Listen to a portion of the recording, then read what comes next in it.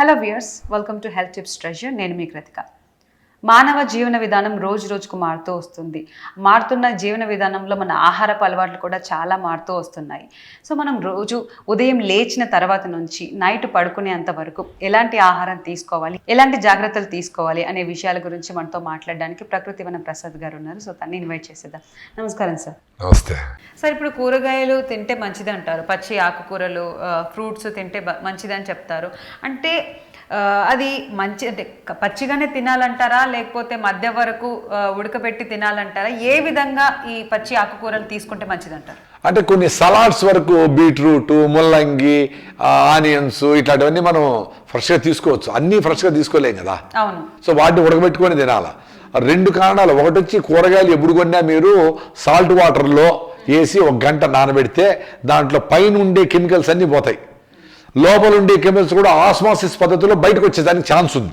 Okay. So salt వాటర్లో ఒక 1/2 గంట అన్న నానబెట్టి మళ్ళీ వాడుకోండి. అదొకటి ఫస్ట్ పాయింట్. రెండోది, మీరు ఎప్పుడైతే ఉడకబెడతారో అప్పుడు కూడా కొన్ని పాయిజన్స్, కొన్ని కెమికల్స్ న్యూట్రలైజ్ అవుతాయి. ఓకే. సో ఉడకబెట్టుకొని తినేది కూడా చాలా ఇంపార్టెంటే. అదేవిధంగా ఏదైతే సలాడ్స్ అని మనం డైరెక్ట్గా తింటాం వాటిని కూడా ఉప్పు నీళ్ళల్లో 1/2 గంట నానబెట్టినాకనే మళ్ళీ తినాలి. ఓకే.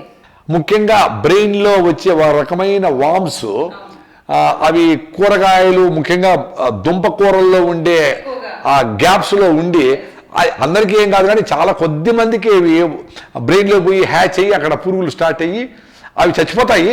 బట్ పెరాలసిస్, స్ట్రోక్ రావడము ఇట్లా అయ్యేదానికి ఛాన్స్ ఉంది. సీజర్స్ అంటారు కదా, అట్లా రావడము. సో డెఫినెట్గా సాల్ట్ వాటర్లో 1/2 గంట వేసి వేసుకోండి. వెనిగర్లో వేయచ్చు, ఇది చేయొచ్చు, అది చేయొచ్చు, అవన్నీ ఉండే సాల్ట్ వాటర్లో కొంచెం థిక్గా ఎక్కువ సాల్ట్ వేసి దాంట్లో వేసి నానబెట్టేస్తే ఒక 90% సేఫ్గా ఉండొచ్చు. సార్, మరి కూరగాయలు మనం వండుకొని తింటూ ఉంటాం, కానీ చాలా మంది అంటారు కూరగాయలు ఎక్కువగా ఉడకబెట్టద్దు అని అంటారు. తక్కువనే అంటే సగం సగం అలా చూడడానికి మనకు అనిపిస్తుంది కదా, ఉడికింది పచ్చి పచ్చిగా అని అంటారు. అంటే ఏ విధంగా ఉడకబెట్టాలంటారు? యాక్చువల్గా బ్లాంచింగ్ అంటారు.